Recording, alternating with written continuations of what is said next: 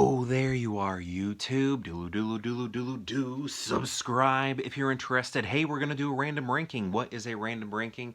A random ranking is when I go to my movie collection behind me and pick out 3 movies at random and then rank those movies based on whatever criteria I come up with. I'll rank them here in the video, and if you would like to rank them in the comments below, please feel free to do so. Let's get to picking some movies. Now, if you rank them yourself, you can base it on whatever criteria you come up with. You don't have to use my criteria. In fact, I don't even think I always say my criteria. Actually, I think I do like a mixed criteria. Then I kind of range the movies based off of that. Okay, let's see. Pick one there. Ooh, should I do the next one with my eyes closed? It doesn't really matter. I'm not really paying attention to what I'm seeing on screen. All right. There we go, there we go. Okay, let's see what we got. Yes, yes, and yes. Oh, okay. Here we go. What are we going to do? So first I pulled out Iron Man. This is the first film in the MCU, kind of. Now that Disney, well, this was just Marvel, and then Disney bought Marvel. But I guess what I'm getting at is Disney bought all sorts of other, well, they bought Fox, right? So, because they bought Fox, that sort of puts, if we look at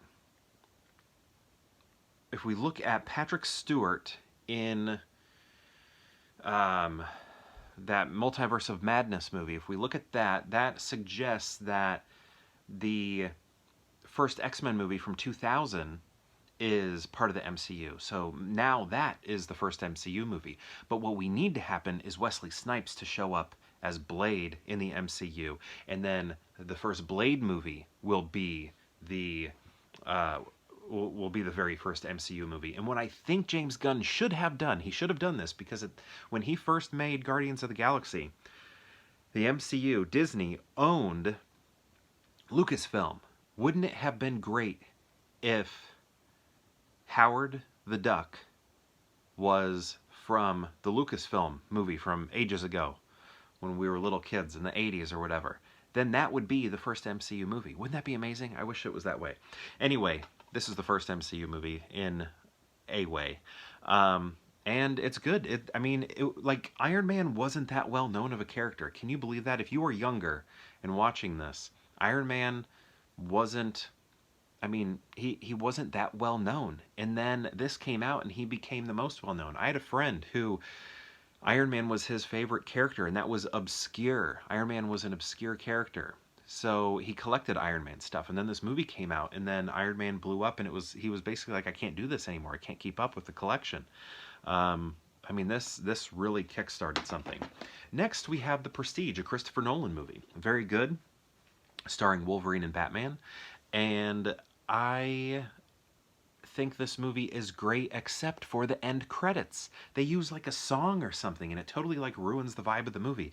You're enjoying the movie, it's good, it has this feeling, it has this tone, it has this magic, it has Nikola Tesla in it, played by David Bowie, and then the credits happen and it's like this awful music. It's not awful, I don't know what it is, but it doesn't match what you just experienced. Look at that shimmer right there. See that rainbow shimmer? And it's just doesn't quite work.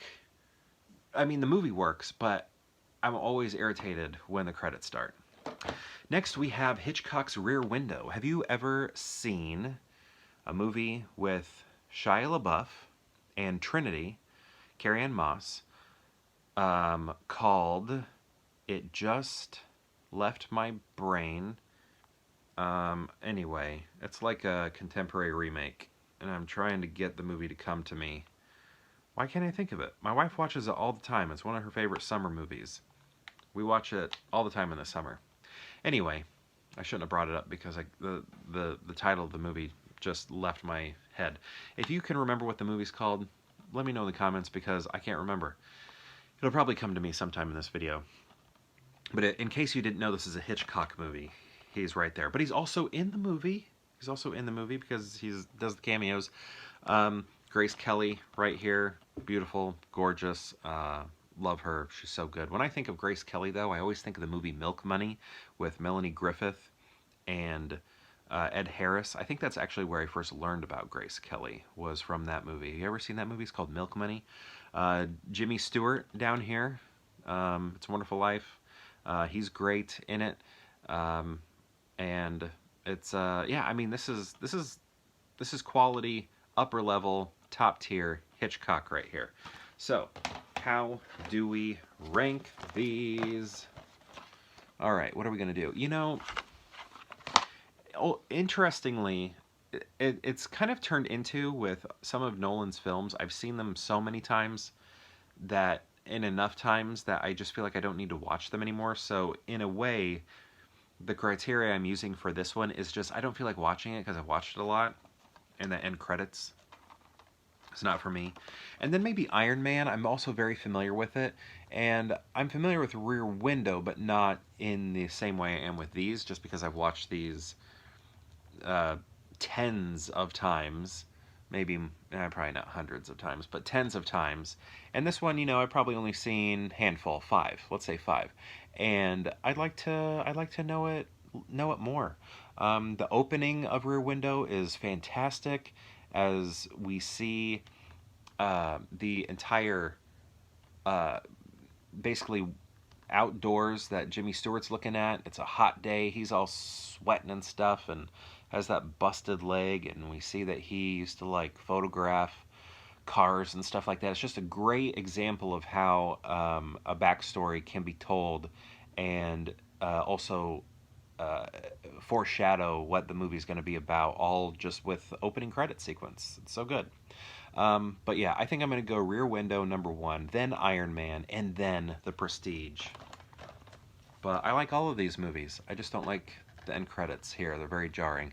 But yeah, this is my ranking. My question to you is, have you seen these movies? And if so, what do you think of them? And if you've seen all three, how would you rank them? I'd love to know. Let me know in the comments below. And perhaps I'll see you tomorrow for more Pure Hangout.